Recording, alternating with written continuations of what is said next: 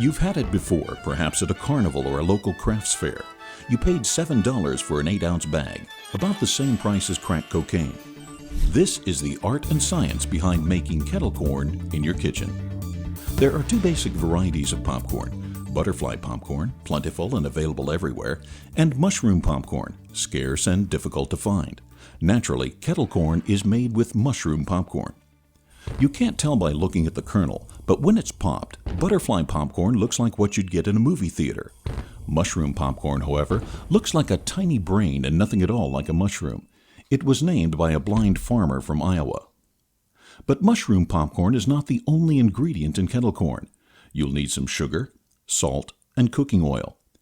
You'll also need the hardware. Any large pot will work, but the industry standard for home kettle corn production is the surgical stainless steel 6-quart bevel gear double hinge vented lid stovetop popper.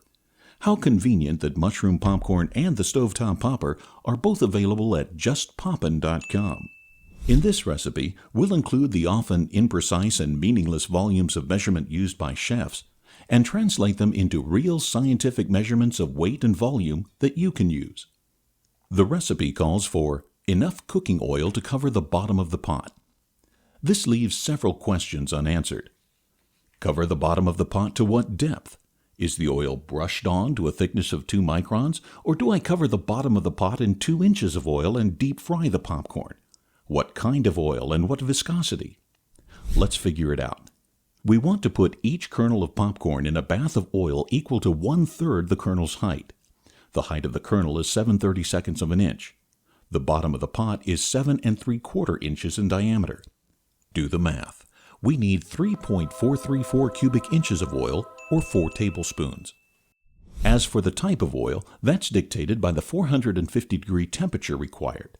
We'll need a high smoke point oil like corn oil, sunflower oil, peanut oil, or extra light olive oil. Of these, peanut oil produced the best taste results. Next, our recipe calls for about 2/3 cup of mushroom popcorn kernels. It's almost impossible to measure the volume of irregular shaped popcorn kernels. If you're looking for precision, calculate the amount of popcorn by weight. On average, 2/3 cup of popcorn weighs 5 ounces. Our next ingredient is sugar. The recipe calls for about 2.5 tablespoons of sugar. After double-blind taste testing with focus groups across the country, it was determined that any less than 2 tablespoons was not enough sugar, while any more than 3 tablespoons was too much sugar. Most test subjects preferred 2.5 tablespoons, or 2.255 cubic inches, or 1.5 ounces of granulated sugar. Our last ingredient is salt to taste. Our same focus group determined that the perfect salt-to-sugar ratio was 0.2 to 1 by volume. Do the math. Assuming that you will be using 2.255 cubic inches of sugar, our salt content will be 0.451 cubic inches, 1/2 tablespoon, or 1/2 ounce.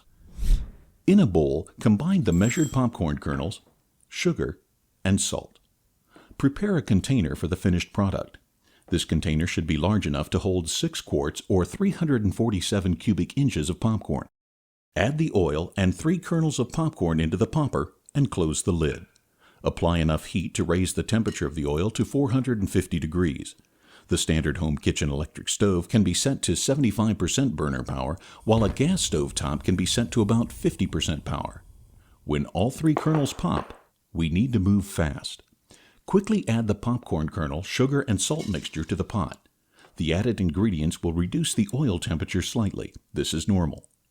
It is important now to allow the sugar and salt to mix with the oil. That means start cranking, turning the handle clockwise. A crank speed of between 50 and 70 RPM has proven successful. The hot oil, sugar, and salt mix will cause the kernels to start popping within 90 seconds. The pops per minute will be low at first, but will quickly reach 300 ppm or greater. When the ppm lowers below 60, remove the popper from the heat and empty the contents into the receiving container immediately to prevent scorching. It's important to note at this point that your new batch of kettle corn is not yet ready to eat. It's still moist from contact with the steam generated from the rapid popping and will be chewy rather than crisp. Let the kettle corn dry for up to 5 minutes before eating. Now, take some time to enjoy your creation, share it with friends, or package it for sale at ridiculously high profit margins. Thank you for watching. Look for more art and science programs on a wide range of subjects on youtube.com.